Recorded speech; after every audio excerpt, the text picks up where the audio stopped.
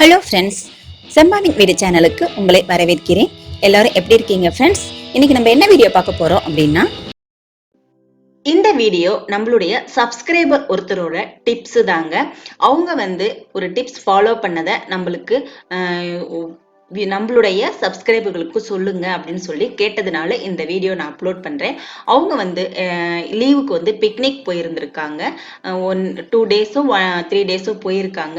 நிறைய ஒரு 10 to 15 family members எல்லாம் சேர்ந்து போனதுனால ஹோட்டல்ஸ் எல்லாம் சாப்பிட்டா செலவாகும் அப்படின்றதுக்காக வீட்டில இருந்தே எல்லா திங்ஸையும் எடுத்துட்டு போய் அங்கேயே சமைச்சு சாப்பிட்டு இருந்திருக்காங்க.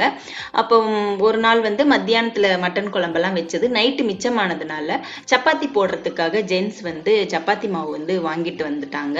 அவங்க என்னடா எப்படி சப்பாத்தி போடுறது அப்படின்னு சொல்லிட்டு யோசனை பண்ணிட்டு இருக்காங்க. ஏன்னா அவங்க குண்டா கடாய் அந்த மாதிரி தான் எடுத்துட்டு போயிருந்ததுனால எப்படா சப்பாத்தி போடுறதுன்னு யோசனை பண்ணிட்டு இருக்க. டக்குன்னு இந்த மெத்தட்ல அவங்க சப்பாத்தி போட்டிருக்காங்க.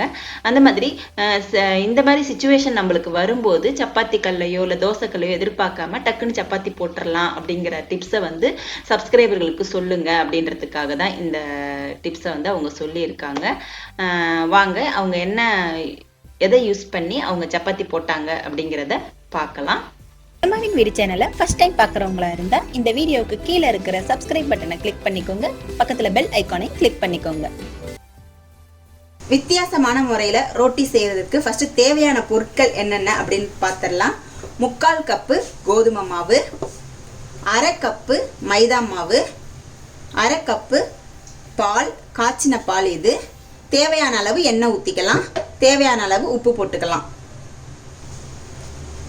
3/4 கப்பு கோதுமை மாவு, 1/2 கப்பு மைதா மாவு, உப்பு 1 டீஸ்பூன் அளவு சேர்த்துக்கோங்க.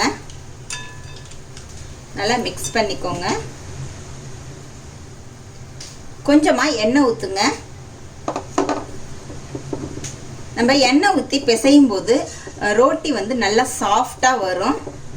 நல்லா கட்டிலாம் இல்லாமல் நல்லா மிக்ஸ் பண்ணிக்கோங்க. இப்போ நம்ம எடுத்து வச்சிருக்கிற பாலை கொஞ்சம் கொஞ்சமாக சேர்த்துக்கோங்க. தண்ணி ஊற்றி பிசைய வேண்டாம், வெறும் பால் மட்டும் ஊற்றி பிசைஞ்சுக்கோங்க. நம்ம பால் ஊற்றி பிசையும் போது ரொம்பவே ரோட்டி நல்லா சாஃப்டாக இருக்கும்.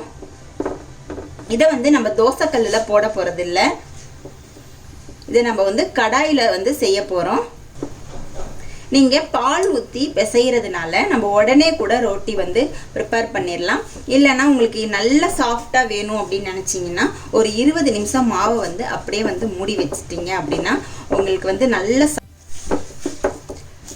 இப்போ நல்லா பிசைஞ்சு வச்சாச்சு. மாவு பார்த்தீங்கன்னா நல்லா சாஃப்டாக இருக்குது. இன்னும் கொஞ்சம் சாஃப்டாக ஆகணும்னா ஒரு 15 நிமிஷம் அப்படியே நீங்கள் மேலே எண்ணெயை கொஞ்சம் ஸ்ப்ரெட் பண்ணி விட்டுட்டு இந்த மாதிரி எண்ணெயை தடவி விட்டுட்டு இதை அப்படியே மூடி வச்சிருங்க. ஒரு 15 நிமிஷம் கழித்து நம்ம ரோட்டி ரெடி பண்ணிக்கலாம். 15 நிமிஷம் ஆயிடுச்சு. மாவு பாருங்கள் நல்லா சாஃப்டாக இருக்குது. இப்போ நம்ம ரோட்டி ரெடி பண்ணிக்கலாம். சின்ன சின்ன உருண்டையாக நம்ம ஃபஸ்ட்டு ரெடி பண்ணிக்கலாம். எல்லாத்தையும் உருட்டி எடுத்தாச்சு. இப்போ நம்ம ரோட்டி தேய்ச்சிக்கலாம். இந்த மாதிரி அலுமினிய கடாய் திக்காக இருக்கிற மாதிரி பார்த்து, அடி திக்காக இருக்கிற மாதிரி பார்த்து எடுத்துக்கோங்க. அதை நீங்கள் நான்ஸ்டிக் கடாயாவோ இல்லை சில்வர் கடாய் இதெல்லாம் யூஸ் பண்ணிங்கன்னா உங்களுக்கு ரோட்டி நல்லா வராது. ஸோ இந்த மாதிரி எடுத்துட்டு நீங்கள் ஸ்டவ் பற்ற வச்சுக்கோங்க. இப்போ நம்ம இதை சிம்மில் வச்சிடலாம். இது சூடு ஏறிக்கிட்டு இருக்கட்டும். அதுக்குள்ளார நம்ம தவா சூடாகிறதுக்குள்ளார நம்ம ரோட்டியை தேய்ச்சிக்கலாம். எந்த அளவுக்கு மெலிசாக தேய்க்க முடியுமோ அந்த அளவு நீங்கள் நல்லா மெலிசாக தேய்ச்சிக்கோங்க. இந்த அளவுக்கு நல்லா டிரான்ஸ்பரண்டாக தேய்ச்சிக்கோங்க. கடாய் நல்லா சூடாகட்டும். நல்லா சூடானோடனே இந்த மாதிரி எண்ணெயை தேய்ச்சிக்கோங்க. எண்ணெயை தேய்ச்சிட்டு நம்ம தேய்ச்சி வச்ச சப்பாத்தி ரோட்டியை அதில் போட்டுக்கோங்க. இப்போ பார்த்தீங்கன்னா எல்லா பக்கமுமே உங்களுக்கு ஈவனாக ஃப்ளேம் ஸ்ப்ரெட் ஆகும். நீங்கள் மேலே கொஞ்சமாக ஆயில் தடவிக்கோங்க. பாருங்க நல்லா வேக ஆரம்பிச்சிருக்கு. பபிள்ஸ் எல்லாம் வர ஆரம்பிச்சிருச்சு. உங்களுக்கு தோசைக்கல் இல்லாட்டியும் இந்த மாதிரி கடாய் இருக்கும்போது டக்குன்னு நம்ம சப்பாத்தி செஞ்சிடலாம். இப்போ 2 பக்கமும் நல்லா வெந்துருச்சு. இப்போ சப்பாத்தி எடுத்துடலாம். இவ்வளவு ஈஸியா நம்ம வந்து சப்பாத்தி போட்டுடலாங்க. நம்மளுடைய சப்ஸ்கிரைபர் சுமதிராஜ் சொன்ன இந்த டிப்ஸை ஃபாலோ பண்ணி பாருங்க. சப்பாத்தி அதாவது ரோட்டி எப்படி வந்துச்சு அப்படிங்கிறத கமெண்ட் செக்ஷன்ல கமெண்ட் பண்ணுங்க.